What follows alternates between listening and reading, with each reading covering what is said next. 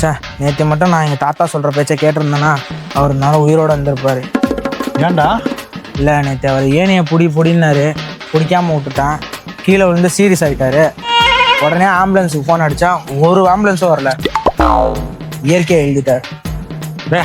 ஏன்னா உழைக்க தெரியாதவனா இருக்க. ஆம்புலன்ஸ் வரலன்னா என்ன தெரியுமா பண்ணணும்? எங்கள் தெருவில் விஜயோட மாநாடு நடக்குதுன்னு சொல்லணும். 10 ஆம்புலன்ஸ் வரும்டா. என்னடா நீ? அப்பா டேய், காலை வலிக்குதுடா. ரொம்ப நேரமாக நடந்துக்கிட்டு இருக்கேன். அதாவது வண்டி வருதா பாரு. அங்கே பாரு, ஆகாசம் வராப்புல. டேய், எங்கே போகிற?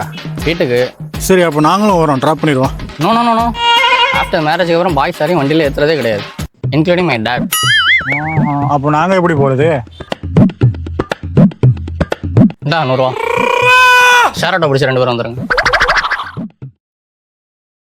100 வான்ட்டு 20 ரூபா கொடுத்துட்டு போகிறோம். போவோமா?